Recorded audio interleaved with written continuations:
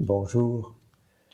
Aujourd'hui, nous allons entendre la parole dans l'Évangile de Saint Marc. C'est dans le chapitre 3, les versets 13 à 19. Le ciel et la terre éclataient de joie, le divin enfant est né. Alléluia, alléluia. Gloire à toi dans les cieux, alléluia. En ce temps-là, Jésus gravit la montagne et il appela ceux qu'il voulait. Ils vinrent auprès de lui et il en institua 12 pour qu'ils soient avec lui et pour les envoyer proclamer la bonne nouvelle avec le pouvoir d'expulser les démons. Donc, il établit les 12. Pierre, c'est le nom qu'il donna à Simon. Jacques, fils de Zébédée. Jean, le frère de Jacques. Il leur donna le nom de Boanerges, ce qui veut dire fils du tonnerre. André, Philippe, Barthélemy, Matthieu, Thomas, Jacques, le fils d'Alphée, Thaddée, Simon, le zélote, Judas Iscariote, celui-là même qui le livra.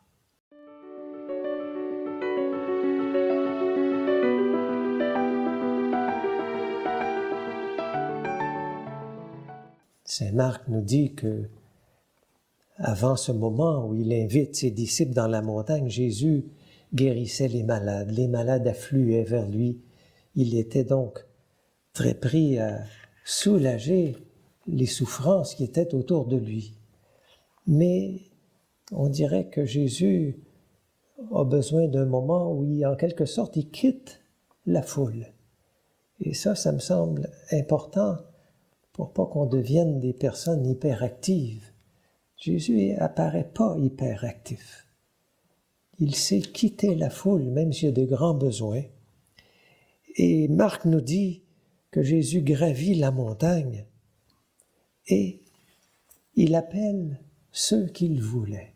Ça peut, de prime abord, nous sembler un peu exclusif. Peut-être je ne fais pas partie de ceux qu'il appelle. Mais si on regarde bien, on peut lire ce texte-là en regardant bien Jésus, comment il appelle. Et peut-être que Saint Marc nous le montre pour qu'on sente bien que chacun de nous est appelé. Mais il appelle ceux qu'il veut. C'est-à-dire qu'il appelle ceux qu'il veut pour chaque mission.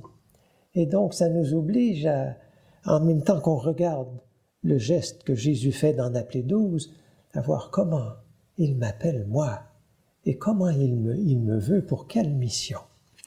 Et donc, Jésus prend l'initiative. C'est lui qui appelle. Ensuite, l'Évangile dit que ceux qui l'appellent vinrent auprès de lui.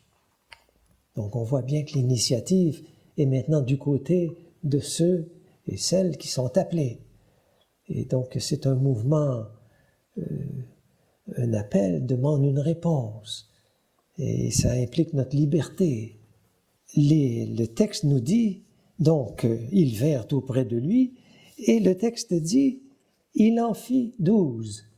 Alors, ça, c'est le texte original qui dit ça. Il en fit 12. Notre traduction de « il en fit 12 » en français, on dit « il en institua 12 ». Il en institue 12. Qu'est-ce que ça veut dire, instituer? On dirait que ça donne le sens de habiliter quelqu'un à quelque chose. Nommer quelqu'un pour quelque chose. Ça donne le sens de donner la capacité à quelqu'un de porter une mission. Et donc, c'est comme si on peut sentir que si Jésus appelle, il perfectionne chacun de nous pour la mission à laquelle il nous convie. Et le sens d'instituer aussi le français le reprend un peu plus loin, il dit « Il établit les 12 ». Il y a donc un sens où Jésus a le souci que la mission qu'il porte lui-même, d'être auprès des pauvres, de guérir, d'apporter une bonne nouvelle, il veut la partager et il veut établir des personnes pour porter cette mission-là. Ça montre un peu à quoi on est appelés tous. Ça donne un sens à notre vie. On est appelé à une mission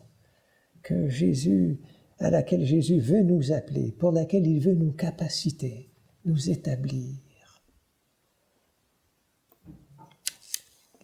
Le texte dit encore, il les institue pour qu'ils soient avec lui. Qu'est-ce que ça veut dire, être avec Jésus? Parfois, on veut faire pour Jésus. On veut être très actif, on veut avoir du succès, on veut être honoré. Mais Jésus demande à ses 12 d'être avec lui.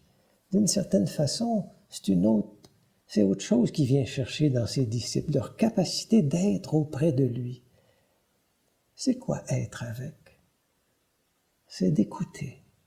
Être avec, c'est de comprendre Jésus, d'être compris par Jésus, d'écouter Jésus, mais d'être écouté par lui. Et être avec, ça donne le sentiment d'un peu partager la vie de Jésus, et lui, partager la nôtre. C'est très proche, être avec. Mais on peut avoir tendance à fuir l'être avec, pour se sauver dans l'activité, faire beaucoup de choses pour les autres. Et quand on fait beaucoup pour les autres, souvent, malheureusement, ça blesse les autres, parce que c'est nous qui sommes compétents, et lui ou elle reçoit de nous. Il est dépendant. Jésus demande à ses disciples d'être avec lui, et par le fait même d'être les uns avec les autres. Les 12, ensemble, former une communion, une écoute mutuelle. Alors c'est très très beau ce premier appel de Jésus, venez être avec moi.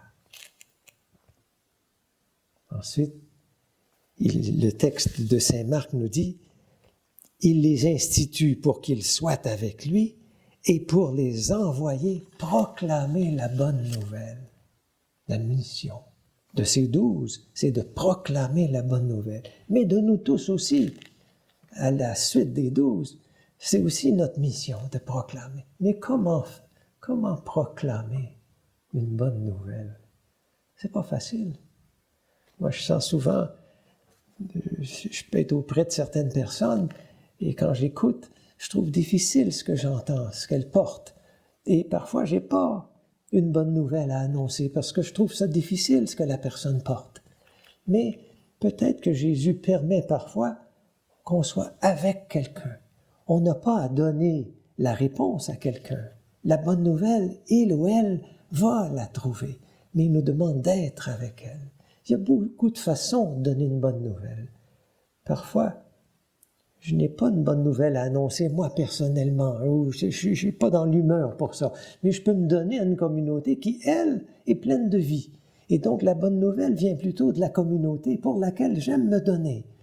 Alors, c'est comme si ce que Jésus demande à chacun de nous, d'être un peu attentif à l'appel qu'il nous fait, et il nous habilite à porter une bonne nouvelle, mais à notre façon à nous. Récemment, j'ai eu une très belle expérience. Dans le diocèse, on m'a demandé d'accompagner un jeune couple qui voulait se marier. Alors, je les ai rencontrés et je leur ai demandé, partagez-moi un peu l'histoire de votre relation. Chacun à tour de rôle. Et chacun s'est exprimé. Elle en premier, lui après. Et j'ai dit, et le projet de se marier, comment c'est arrivé en toi? Et en toi? Et ils m'ont partagé tout ça. Et c'était tellement beau. J'étais touché. C'est comme si moi je recevais la bonne nouvelle parce que je leur ai demandé simplement, partagez-moi l'histoire de votre amour. Comment vous vous êtes rencontrés, comment le désir de se marier est venu. J'étais émerveillé. Je leur ai dit après, vous avez été une lumière pour moi. Parfois, Jésus a ses façons de nous faire découvrir la bonne nouvelle. Et là, c'est ce couple qui me l'annonçait, et moi, je ne pouvais que la confirmer. Donc, je termine. Jésus, dans cet évangile-là, c'est très beau. Il nous dit, viens, demeure avec moi et va. Les 3 mouvements. Et chacun, pour nous, je pense que Jésus nous invite, et Marc, en nous montrant Jésus comme ça, nous invite, nous aussi, à regarder, qu'est-ce que tu me demandes aujourd'hui, Jésus? Dans mon histoire, tu m'as appelé de telle ou telle façon, mais aujourd'hui, est-ce que c'est de venir, de demeurer ou d'aller? Et comment vivre chacun de ces moments-là, celui auquel tu m'appelles aujourd'hui? Ça, c'est l'invitation de Jésus à travers ce texte, aujourd'hui.